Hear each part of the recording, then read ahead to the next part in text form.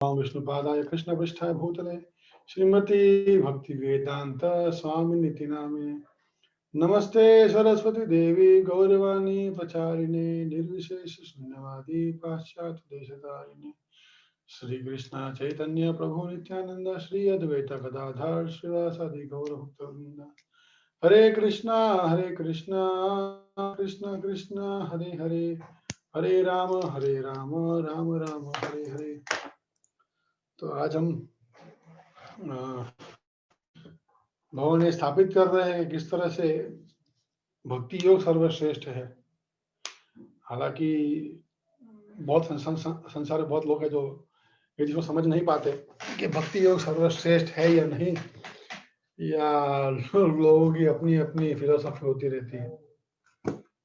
इसलिए भगवान अर्जुन ने पूछा भगवान से कि भाई संन्यास ले लूं कि भाई भक्ति योग का पालन करूं, आप बताओ क्या करना है, दोनों में क्या श्रेष्ठ है। तो भगवान ने क्या जवाब दिया कि दोनों अच्छे हैं, भक्ति योग भी अच्छा है और जो ये दूसरा संन्यास योग है ये भी अच्छा है, लेकिन भक्ति योग जो है वो श्रेष्ठ है।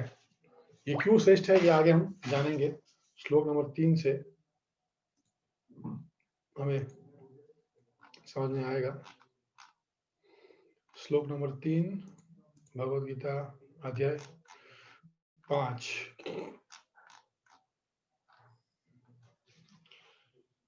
ज्ञेयं स नित्य सन्यासी यो न द्वेष्टि न कांक्षति निर्द्वंदो हि महाबाहो सुखम बंधात्म प्रमुच्यते।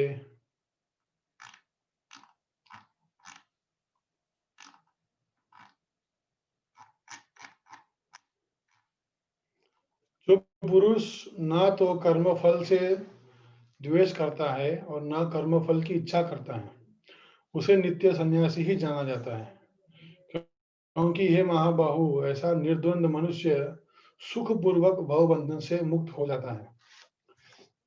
बता रहे जो सन्यासी या ऐसा व्यक्ति, सन्यास का मतलब है त्याग या संन्यास, ये दो अलग अलग शब्दों जोड़ के बनाया गया है सन्यास। इसका मुख्य अर्थ है भौतिक क्रिया को त्यागना, है ना। त्याग के बारे में बताया गया है। बहुत लोग त्यागी होते हैं संसार के अंदर, जो अपने बच्चों परिवार के लिए सब सुखों को त्याग देते हैं और अपने समझते मैं बहुत बड़ा त्यागी हूँ, मैंने आज तक एक अच्छा कपड़ा नहीं खरीदा, मेरे बच्चों को अच्छे कपड़े पहना के दिए। तो लोग ऐसी ऐसी भ्रांति रखते हैं और अपने आप को बहुत बड़ा क्या समझते हैं, त्यागी समझते हैं। रूप गोस्वामी सन्यासी या वैरागी के अलग अलग स्टेज पर बताते हैं। कुछ लोग होते हैं फाल्गु वैरागी, मतलब मुंह में राम बगल में छुरी, बोलने के लिए लाल कपड़ा पहना होगा लेकिन कार्य तो असुर से भी खराब कर रहे होंगे। दूसरे होते हैं युक्त वैरागी। तीसरे होते हैं वैरागी। वैरागी माने सब कुछ नहीं थी कुछ नहीं है मेरा, कुछ भी मुझे कुछ नहीं चाहिए, कुछ नहीं चाहिए। जैसे कि जैन लोग जो होते हैं, जैन लोग जब संन्यास लेते हैं जिनके जैन लोग के परिवार में, तो सब धन सब कुछ बोलो अपने सबको बांट के आ जाते हैं। तो ये होता है वैरागी। कुछ भी कपड़े ना पहनना, एकदम ऐसे घूमना पागलों की तरह। चौथे होते हैं मरकट वैरागी, बंदर वाला वैराग्य। इसमें एग्जाम्पल आता है जब महाप्रभु और नित्यानंद प्रभु जब बंगाल गए, बंगाल में कहीं घूम रहे थे, तो वो एक के वहां घर पहुंचे, उनको आमंत्रण दिया गया प्रसाद के लिए, तो वो लोग वहां खा रहे थे और वहां जब देखा वो वहां पर लाल कपड़े का साधु था और वो घर में अपनी पत्नी के साथ रह रहा था। तो उसने कहा मैं तो विवाहित सन्यासी हूँ, विवाह करके मैं सन्यास में रहता हूँ। तो ये हंसी, वहां पर बहुत गुस्सा आया, बोले तुम क्या नाम बिगाड़ो सन्यास का, ये मरकट वैरागी इस तरह प्रकार के होते हैं। चौथे हैं युक्त वैरागी। युक्त वैरागी मतलब सब कुछ करो, खूब पैसा कमाओ, खूब चीजें खरीदो, लेकिन क्या उसको उपयोग करो कृष्णा के लिए। अच्छी अच्छी गाड़ी लो, उसमें गुरु की सेवा करो, कृष्णा की सेवा करो, अच्छे मोबाइल फोन, अच्छे लैपटॉप, अच्छे कैमरा, सब चीज लेकिन कृष्णा की सेवा करो, उसको बोलते हैं युक्त वैरागी।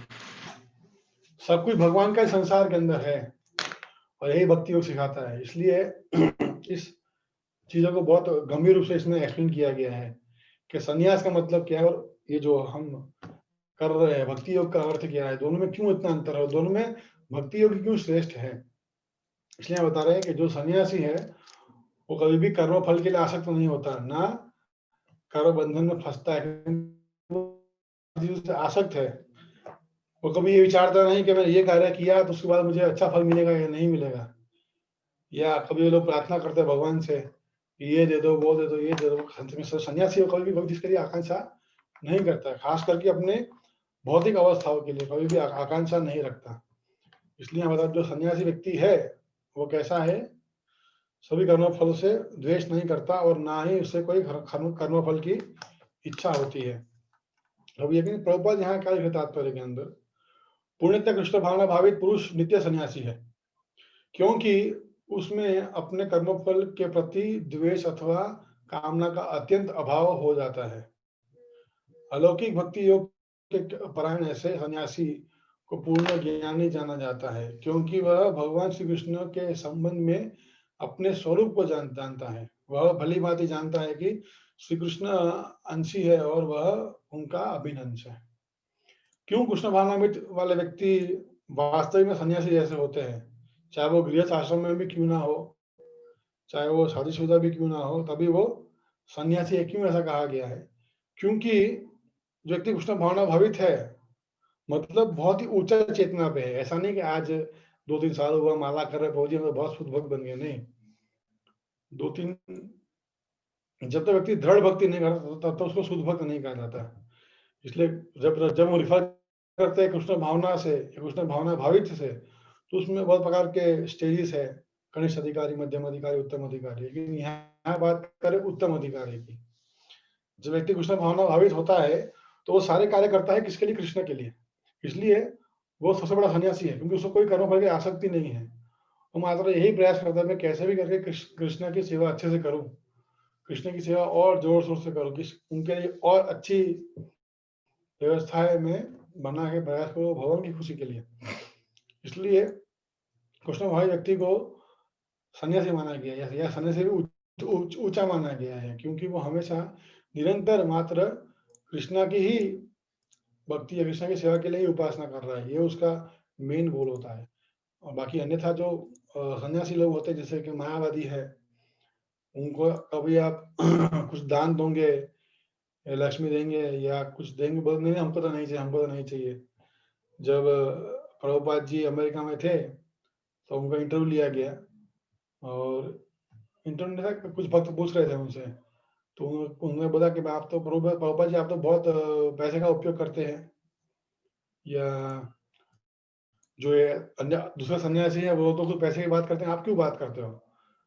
तो इसने बताया कि मायावादी लोग जो होते हैं वो पैसे को नहीं करता, हमको नहीं चाहिए, हमको नहीं चाहिए, हमको मत दो, ये सब माया है, ये सब माया है। तो बंद क्या है, काम करो सारा पैसा यहाँ पे लेके आओ और मैं ऐसा ऐसा का करके फोटो खींचूंगा और उसको छापना अखबार में।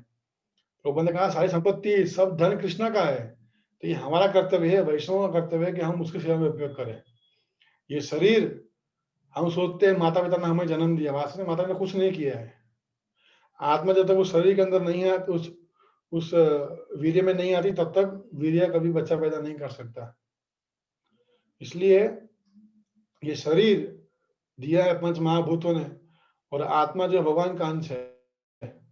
जो इवन जो माता के अंदर गर्भ के अंदर जो बच्चा पैदा होता है तो उनके उनसे कुछ उनसे नहीं होता, आत्मा के रहने से वो चीजें प्रक्रिया अपने आप होती है। वो धातु अपने हिसाब से काम करते हैं।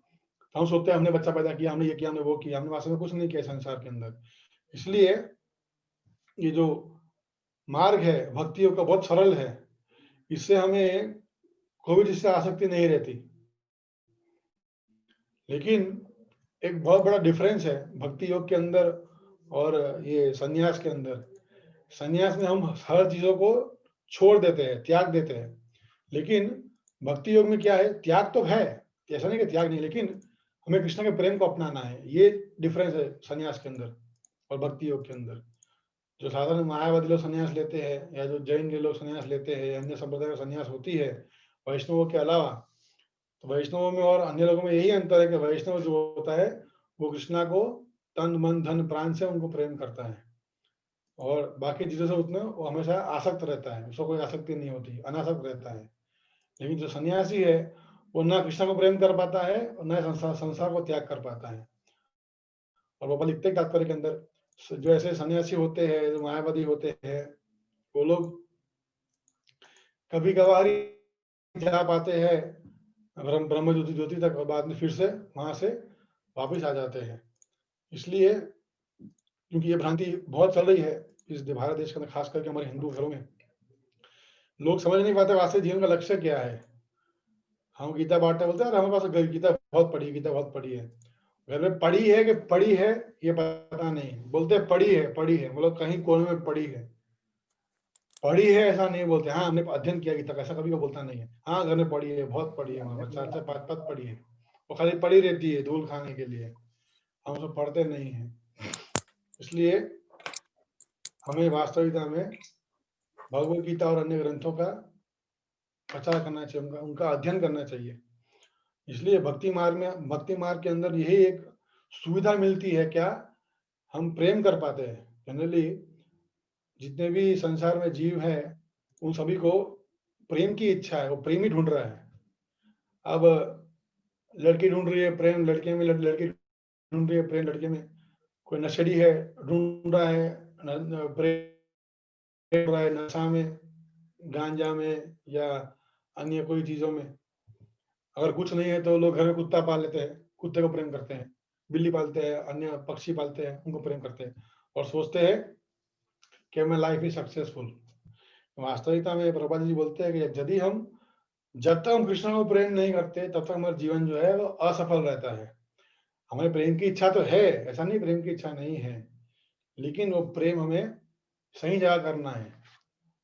अगर सही जगह नहीं करेंगे तो क्या होगा, हमें वो प्रेम की सफलता नहीं मिल पाएगी। इसलिए प्रभुपाद जी बाद में बता रही है अगले श्लोक में, सांख्य योगे पृथक बाला प्रवदन्ति न पंडिता एकम यापि स्थितम सम्यक वयो वृंदते फलम। अज्ञानी ही भक्ति और भक्ति भावित कर्मयोग को सांख्य योग से भिन्न कहता है। यथार्थ वेदों का तो कहना है कि इनमें से एक मार्ग का भी भली भांति अनुसरण करने वाला दोनों के फल को प्राप्त कर लेता है। यहाँ बताया गया सांख्य योगी और कर्मयोगी। कर्मयोगी हम सभी जानते हैं, कर्मयोगी का मतलब क्या होता है, जो कार्य करने में विश्वास रखता है, वर्क इज वर्शिप। लेकिन जब तक हमारे कार्य वास्तविक वेदों के अनुसार नहीं है तब तक वो कार्य हमें सही फल नहीं देंगे, है ना। इसलिए सबसे पहले हमें वेदों के वर्णित कार्य करने चाहिए, वेदों के अतिरिक्त कार्य हमें नहीं करना चाहिए, वेदों के ऑपोजिट हमें नहीं जाना चाहिए। और दूसरा बता रहे हैं सांख्य योग। सांख्य योग क्या है, कोई जानता है? आप में से कोई बता पाएगा सांख्य योग का मतलब क्या है?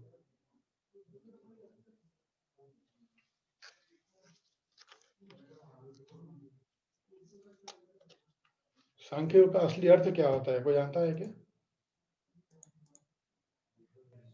हरे कृष्णा प्रभु जी। हाँ हरे कृष्णा। हाँ, सांख्य योग मतलब 5 इंद्रिया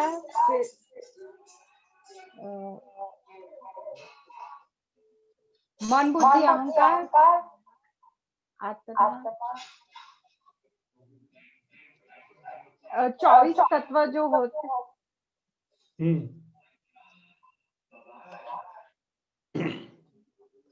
उसे सांख्य योग कहते हैं। उसमें करना क्या होता है?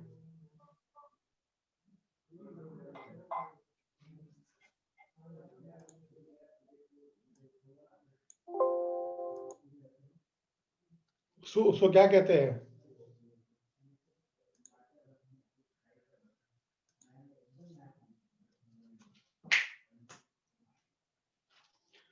सांख्य योग का यदि हम सिंपली डिफाइन करें तो उसका प्रभुपाद जी यहाँ लिख रहे हैं तात्पर्य के अंदर, सांख्य का उद्देश्य जीवन की आत्मा को प्राप्त करना है। परमात्मा विष्णु है, परमात्मा विष्णु ही प्राकृत जगत की आत्मा है। भक्तियों का अर्थ उन्हीं परमात्मा की सेवा करना है। सांख्य योग में मोस्टली हम लोग जो करते हैं वो पूरा जो होता है वो इट इज एक्सपेरिमेंटल नॉलेज। हम कुछ पद्धति फॉलो करते हैं और उस पद्धति से हम जानने का प्रयास करते हैं कि कौन सुप्रीम है। लेकिन भक्ति योग से ऑटोमेटिकली हम विष्णु की उपासना करते हैं। इसलिए सांख्य योग पहले आता है, हम जानने का प्रयास करते हैं कौन क्या है, कैसा है, मैं कौन हूँ, ये सृष्टि क्या है। और जो कर्म योग है उसमें हम डायरेक्टली विष्णु की उपासना करते हैं, विष्णु की सेवा करते हैं। इसलिए प्रभुपाद यहाँ बता रहे भक्ति योग जो है वो सर्वश्रेष्ठ है। भक्ति योग के अंदर अतिरिक्त व्यक्ति जो है वो डायरेक्टली विष्णु की उपासना करता है, डायरेक्टली विष्णु की सेवा करता है। इसलिए उनको ज्यादा समस्या नहीं होती। लेकिन जो व्यक्ति ऐसे एक्सपेरिमेंटल नॉलेज के होते हैं या सब कुछ को टेस्ट करना और फिर उसको जांच पड़ताल करना और समझना, तो ऐसे व्यक्ति जो होते हैं वो लोग क्या होते हैं, उनका नतीजा जल्दी खराब हो जाता है। जैसे साइंटिस्ट लोग हैं, बहुत सारे लोग जो है वो प्रयास करते हैं कि अन्य अन्य चीजों को समझे, जाने, बाद में उसको सीखे, समझे, लेकिन वो ऐसी राह पर चलते चलते अपने आप उसमें गुलमल हो जाते हैं। बहुत सारे बच्चे जो साइंटिफिक दिमाग के होते हैं लोग बहुत प्रश्न करते हैं, ऐसा क्यों, ऐसा क्यों, ऐसा क्यों। एक्चुअली भक्ति के अंदर भी ये एक्सपेरिमेंट जैसा ही है। सांख्य योग इसलिए सांख्य योग कहा गया है कि आप भक्ति में आओ, भक्ति की क्रिया को अपनाओ, उसको अनुभव करो और अपने आप जवाब जान पाएंगे। इसलिए सारी योग पद्धतियां जो है वो वेदों में वर्णित की गई है। इसलिए यहाँ लिख रहे हैं यदि कोई व्यक्ति कर्मकांड भी करता है, मात्र वेदों के प्रमाण से भक्ति योग का पालन करता है, तो भी उस जीवात्मा को वही फल प्राप्त होगा जो फल प्राप्त हो रहा है सांख्य योग के अंदर। इसलिए भगवान पहले यहाँ पे बता रहे हैं कि क्या सिमिलरिटी है सांख्य योग के अंदर और इसके अंदर। अब बाद में अगले श्लोक भगवान उसका जवाब देंगे। यत सांख्ये प्रायते स्थानम तदोगेरपि गाम्यते एकं सांख्यं च योगं च यः पश्यति स पश्यति। जो यह जानता है कि संन्यास से प्राप्त होने वाला स्थान भक्ति भावित कर्म से भी प्राप्त हो सकता है, और इसलिए जो कर्म योग तथा संन्यास पद के एक देखता है वह यथार्थ देखता है। यथार्थ माने सही। संन्यास से भी हम प्राप्त कर सकते हैं, जो भक्ति योग भावित व्यक्ति हमें प्राप्त कर पाएंगे। लेकिन तभी दोनों में फर्क क्या है? हालांकि ज्यादा अंतर नहीं है। जैसे कि व्हाइट है या ऑरेंज रंग होता है, या कोई भी रंग आप ले लो, तो रंग के बहुत सारे अन्य अन्य शेड्स होते हैं, तो ज्यादा अंतर नहीं होता, 19-20 का अंतर होता है। कभी कभी तो जो पेंट हम दीवार पे करते हैं वो पेंट हम देखते हैं फोटो में, तो फोटो में ज्यादा अच्छा लगता है, दीवार में इतना अच्छा नहीं लगता। हालांकि दोनों सेम है लेकिन तब भी अंतर है। वैसे ही जो सांख्य या संन्यास योग और भक्ति योग में ज्यादा इतना अंतर नहीं है, लेकिन भक्ति योग में श्रेष्ठता क्या है कि हम भगवान से अटैच हो रहे हैं। संन्यास योग के अंदर मात्र डिटेचमेंट के बारे में बात की है, त्याग के बारे में बात की है, कि कहीं प्रेम के बारे में बात नहीं किया। और हमारा स्वभाव प्रेम का है, हमें जो नेचर है वो प्रेम प्राप्त करने वाला है। इसलिए ज्यादातर लोग जो तपस्या करते हैं, जो सन्यासी बनते हैं, या तो उनका जल्दी फॉल डाउन हो जाता है, या तो वे लोग जल्दी ब्रह्मलोक में जाकर वापिस नीचे आ जाते हैं, या ब्रह्म ज्योति में जाकर वापिस नीचे आ जाते हैं, क्योंकि जो वास्तविक जीव का स्वरूप है वो प्राप्त नहीं कर पाते, है ना। जैसे कि एक मछली को आप निकालेंगे पानी के बाहर से, तो वास्तविक स्थान पानी है, बाहर आप उसको कितना भी ऐश्वर्य दे दो वो कभी खुश नहीं रहेगी। वैसे ही जीवात्मा जब तक उसके वास्तविक स्वरूप में नहीं वापस जाता तब तक उसको संतुष्टि नहीं मिलेगी, वो फिर से प्रयास करेगा इस भक्ति भाव को प्राप्त करने का। प्रभुपाद जी बोलते भी थे कि अल्टीमेटली तो सभी को कृष्ण के पास ही जाना है, अल्टीमेटली अंततोगत्वा। लेकिन जो बुद्धिशाली व्यक्ति है वो क्या करेगा, भक्तियों का पालन करके इसी जन्म में मगध धाम चले जाएगा, वो सांख्य और अन्य फिलोसफी में बीच में नहीं पड़ेगा। ऑलरेडी इससे पहले अध्याय में भगवान ने सांख्य, पतंजलि, प्राणायाम सबके बारे में बताया कि कैसे कैसे अन्य पद्धति से लोग मुझे प्राप्त करते हैं। और यहाँ पर संन्यास योग और भक्ति योग बारे में चर्चा कर रहे हैं। इसलिए ये समझना हमारे लिए बहुत जरूरी है। कभी कभी लोग फ्रस्ट्रेशन के मारे जीवन से कंटाल जाते हैं,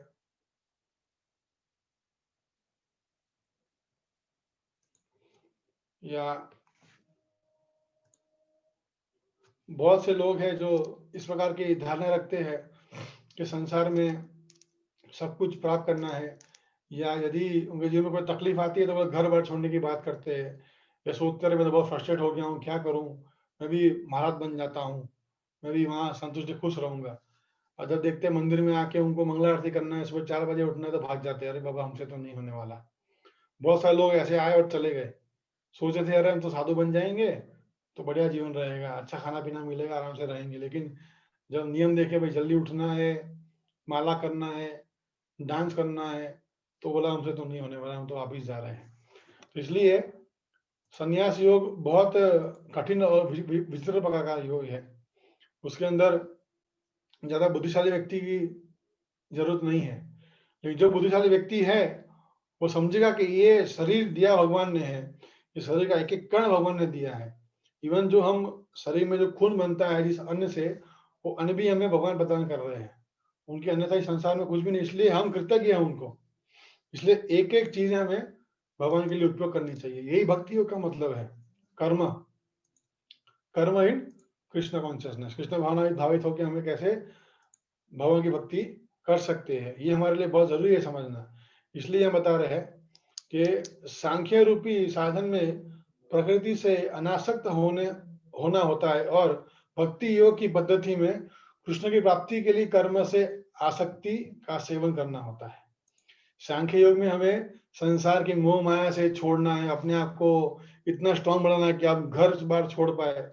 जब बुद्धदेव घर छोड़े थे तो पीछे पलट कर देखे भी नहीं, क्यों नहीं देखे, शायद मैं आसक्त हो जाऊंगा अपने परिवार से। लेकिन भक्तियों का मतलब क्या है, हमें ब्रह्मचारी बनना है, बन सकते हैं, माता पिता भक्त बन जाएंगे धीरे धीरे, है ना। हमें कभी आशा नहीं थी कि हम कभी भक्त बनने वाले हैं, लेकिन आज हम हमारे परिवार सब भक्त बन रहे हैं।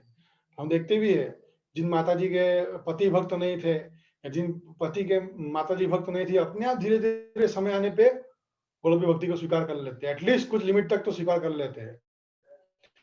इसलिए भक्ति के अंदर जो है वो हम प्रेम का आदान बना सकते हैं, मात्र भक्ति योग के अंदर ही हो सकता है।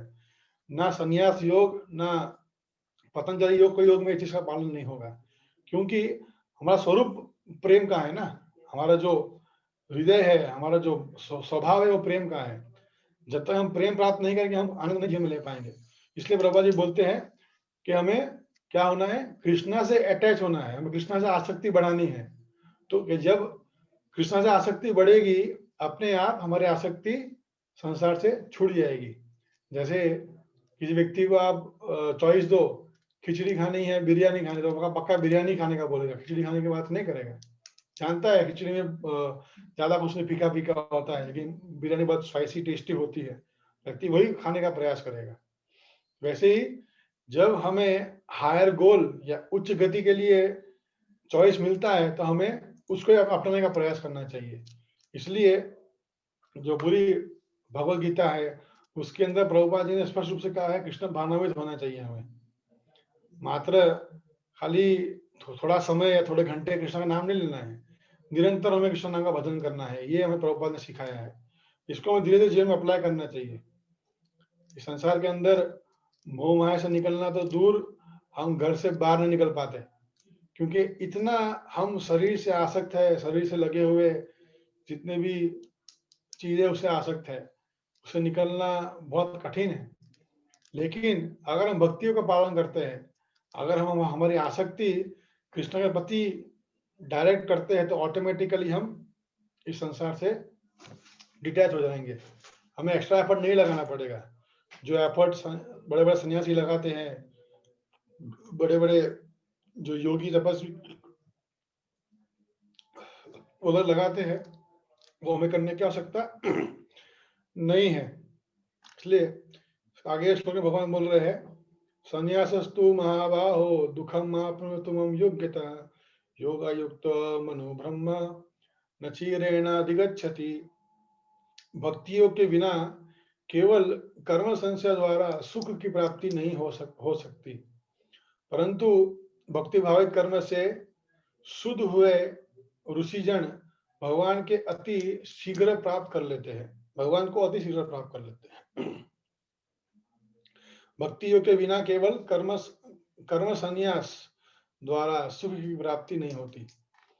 जो कर्म संन्यास या कर्म को त्याग देते हैं, उसके अंदर कभी हम भक्ति को प्राप्त नहीं कर पाते या प्रेम प्राप्त नहीं कर पाते। इसलिए प्रभुपाद जी लिख रहे तात्पर्य के अंदर कि सन्यासी दो प्रकार के होते हैं, एक मायावादी सन्यासी और दूसरे वैष्णव।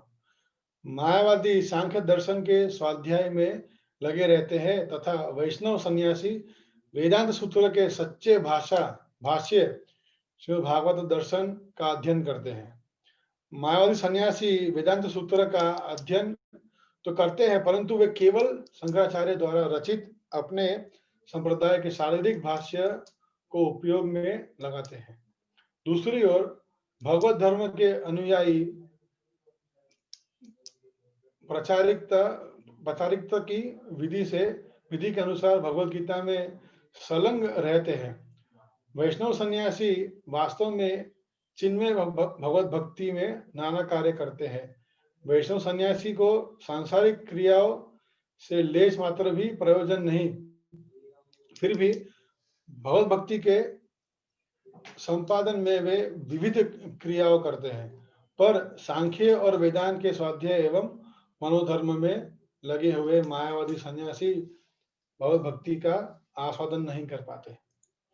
वास्तविकता में जो भक्ति की बात है, या हम जब बात कर रहे हैं जीव के स्वभाव की, तो वो वास्तविक स्वभाव हमारा कब प्रकट होगा? तो हम भगवान से प्रेम करने का प्रयास करेंगे। क्योंकि इस संसार में त्याग तो बहुत लोग करते हैं, सभी त्याग नहीं करते, लेकिन वो त्याग करने के बावजूद भी उनको प्रेम नहीं मिलता। इसलिए ये जो बड़े बड़े सन्यासी है, जो अन्य भाष्य पढ़ते हैं, वेदांत भाष्य पढ़ते हैं, और खासकर शंकराचार्य के मायावादी सिद्धांत है उनको फॉलो करते हैं, लेकिन वो लोग भले देखने में बहुत ही स्ट्रिक्ट होंगे रूल्स पालन करने में, लेकिन जो करुणा है प्रत्येक लोगों के लिए, जो प्रेम है हर लोगों के लिए, वो कभी नहीं आएगा। हमारे बड़े बड़े संत इस संसार में जन्म लिए हैं, नरसिंह मेहता, तुकाराम महाराज, अन्य बहुत सारे, मीराबाई, बहुत सारे संत पैदा हुए, और सब संत यही बोलते हैं। सभी संतों ने हमेशा कृष्ण के प्रेम के ही गीत गाए हैं। कभी किसी ने ये गीत नहीं गाया कि कृष्ण को त्यागना है, कृष्ण को छोड़ के जाना है। कृष्ण को और प्रेम कैसे करूं, यही उनकी हमेशा इच्छा होती है। नरसिंह मेहता बोलते हैं कि जितने भी वैष्णव गण हैं, उनकी प्रत्येक इच्छा यही है कि मात्र कृष्ण का दर्शन करें, कृष्ण को प्रेम करें, उनकी सेवा करें। और हम देखते भी है, खुद भी अनुभव इसको कर सकते हैं। जब हम मंदिर में आते हैं, वैष्णव की सेवा करते हैं, वैष्णव को दान करते हैं, तो वो दान देने से, उनकी सेवा करने से, भक्त की सेवा करने से, कृष्ण की सेवा करने से अपने आप हृदय के अंदर एक प्रेम उमड़ता है। और ये आनंद का अनुभव सन्यासी या मायावादी लोग कभी नहीं कर सकते। इसलिए प्रभुपाद जी बहुत बार खंडन करते हैं। इवन महाप्रभु ने बड़े बड़े मायावादियों का खंडन किया है कि नहीं, आप लोग जो कर रहे हो बहुत गलत है, आप लोग सही सिद्धांत नहीं सिखा रहे। क्योंकि जीव का स्वभाव प्रेम करना है ना। छोटे बच्चे को आप यदि बचपन से ही बोलोगे कि आपको आज ही 10th की क्लास पास करनी है, तो नहीं कर पाएगा। उसका स्वभाव है खेलना, है खेल करना, मौज मस्ती करना। तो जीव का स्वभाव है प्रेम करना। इसलिए जब तक जीव प्रेम नहीं करता भगवान को, तब तक उसकी खोज हमेशा जारी रहेगी। इसलिए प्रभुपाद जी बता रहे हैं कि कितना भेद है सन्यासियों में और कृष्ण भावनामृत वाले व्यक्ति में। जो बड़े बड़े सन्यासी हैं, उनके मुकाबले कृष्ण भावनामृत में आया हुआ 1 साल 2 साल का लड़का या जो व्यक्ति होगा, वो ज्यादा श्रेष्ठ है। क्योंकि वो समझ चुका है कि कृष्ण जो है वो पूर्ण पुरुषोत्तम भगवान है, उसके अन्यथा और कोई पूर्ण पुरुषोत्तम नहीं है। उनको प्रेम करना ही जीवन का लक्ष्य है। लेकिन बड़े बड़े मायावादी, नरकवादी, जो नरक जाने वाले हैं आगे जाके, उनको लगता है कि कृष्ण भी माया में थे, राम भी माया में थे।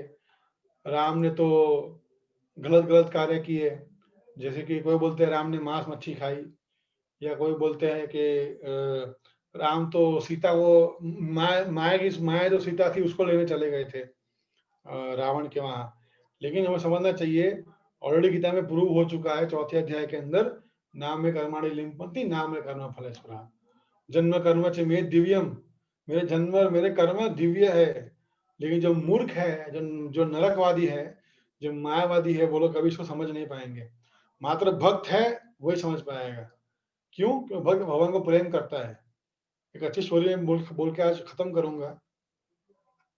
एक बार नारद मुनि वैकुंठ से आ रहे थे, तो उन्होंने देखा कि एक मोची बैठा है, उसके सामने एक ब्राह्मण बैठा है।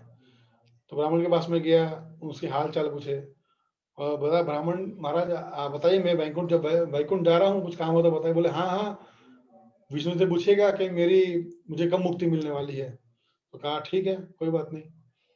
तो बाद में वो गए मोची के पास, तो मोची को पूछा कि भाई बताओ कि क्या चल रहा है, क्या हाल चाल है, बताइए। तो कहा बस सब बढ़िया है, मैं बहुत कष्ट में हूँ, आप यदि मिलेंगे भगवान का तो पूछना मेरे बारे में, मुझे कब मुक्ति मिलेगी, मैं इस कष्ट से कब निकलने वाला हूँ। तो वो दोनों वहां रह गए और नारद जी गए वापस वैकुंठ। तो वैकुंठ में उन्होंने पूछा भगवान से दोनों के बारे में। तो भगवान ने कहा कि उस ब्राह्मण को बोलना कि तुम्हें बहुत समय लग जाएगा मेरे पास आने के लिए, और जो मोची है, मोची को बोलना कि जब तुम्हारे पीछे जो पेड़ खड़ा है, वो पेड़ के सारे पत्ते गिर जाएंगे तब तुम्हें मुक्ति मिल जाएगी। तो वो गए ब्राह्मण के पास में। तो ब्राह्मण को बोला कि भाई मैं गया था भगवान के पास में, और भगवान ने कहा कि तुम्हें बहुत समय लग जाएगा निकलने में। तो थोड़ा मायूस हो गए। और तो बोला कि चलो बताइए भगवान वहां क्या कर रहे थे। तो उन्होंने कहा कि भगवान सोई की छिद्र से हाथी को पसार कर रहे थे। तो ब्राह्मण ने कहा है, ऐसा थोड़ी होता है, क्या तुम कुछ भी बोल रहे हो नारद मुनि, तुम ऐसा फालतू बात मत करो मेरे सामने, तुम कुछ भी मत बोलो। तो वो ऐसा बोल के वहां से चले गए। और जब वो गए मोची के पास, तो मुझसे पूछा बताइए मेरे लिए क्या आदेश दिया भगवान ने। तो बताया नारद मुनि ने कि भाई भगवान ने बोला है कि तुम्हारे जो पीछे पेड़ है, वो पेड़ के सारे पत्ते जब जब गिर जाएंगे तब तुम मेरे पास वापस आ जाओगे। तो वो खुश हो गया, ठीक है चलो मैं कम से कम वापस तो जाऊंगा भगवान के पास में, चलो कोई बात नहीं। अब मैंने पूछा कि चलो बताओ भगवान क्या कर रहे थे। तो उन्होंने बताया कि भगवान सोई के छिद्र से हाथी को निकाल रहे थे। बहुत खुश हो गया, अरे वाह, भगवान तो ऐसा भी कर सकते हैं, कितना अद्भुत है भगवान। तो ये फर्क है, जो बड़े बड़े सन्यासी मायावादी लोग होते हैं वो भगवान की क्रियाओं को क्या समझते हैं, काल्पनिक समझते हैं, मिथ्या समझते हैं, फालतू समझते हैं। लेकिन जो भक्त है वो भगवान की हर लीलाओं को स्वीकार कर लेते हैं कि हाँ भगवान तो पूर्ण पुरुषोत्तम, भगवान कुछ भी कर सकते हैं। जो गिरधारी अपने नख के ऊपर गोवर्धन को उठा सकता है, तो वो तो कुछ भी कर सकता है। तो यही फर्क है हम भक्तों में और उन अन्य प्रकार के मायावादी या सन्यासी लोगों में, जो कृष्ण को पूर्ण पुरुषोत्तम नहीं मानते या कृष्ण की सेवा करने का विचारते नहीं, लेकिन समझते ये तो छोटा बालक या किसी के पास बहुत मायावी शक्ति थी, ऐसा बालक कोई संसार में पैदा हुआ है। लेकिन क्या करें, अब ये उन लोग की दुर्दशा है, उसको तो हम नहीं बदल सकते, उसको तो हम नहीं बदल पाएंगे। कोई महान वैष्णव के संपर्क में आएंगे, उनका जो जूठा खाने मिलेगा, तब शायद उनका जीवन परिवर्तन हो सकता है। लेकिन एटलीस्ट हमें ऐसे लोगों से बचना चाहिए जो महाप्रभु बोलते हैं मायावादी कृष्णेर अपराधी। ऐसे जो बड़े बड़े सन्यासी होते हैं मायावादी लोग, वो सब कृष्णा के अपराधी है, इसलिए हमें उनसे दूर रहना चाहिए। तो मैं यहीं पे विराम लेता हूँ। कोई कोई प्रश्न पूछना चाहता है तो पूछ सकता है।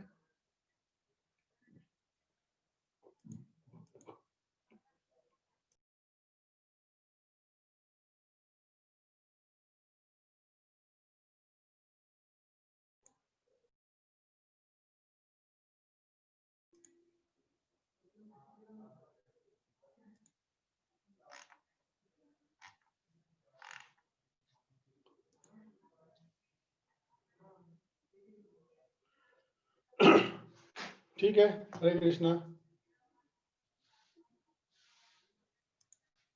एक प्रश्न आया है, कुछ लोग राधा रानी को काल्पनिक मानते हैं, ऐसा क्यों? क्योंकि उनकी मति भ्रमित है, इसलिए वो उनको काल्पनिक मानते हैं। जो व्यक्ति नराधम है या जो व्यक्ति नास्तिक या दानव है, वो लोग तो कृष्णा को ही नहीं मानते, भगवान को ही नहीं मानते, खुद के भगवान मानते हैं। तो ऐसी माया देवी उनके बुद्धि को भ्रमित कर देती है, और दुर्भाग्यवश उनको पता नहीं पड़ता कि भगवान कौन है, उनकी शक्तियां क्या क्या है, तो उनका दुर्भाग्य है, वो समझ नहीं पाते, इसलिए उनका दुर्भाग्य है ये।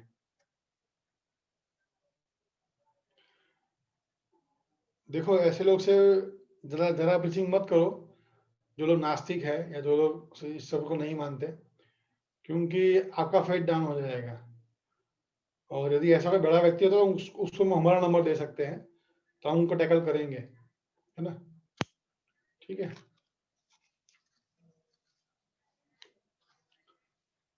ओके। जगत गुरु शिला प्रभुपाद की जय, श्रीमद् भगवद गीता की जय।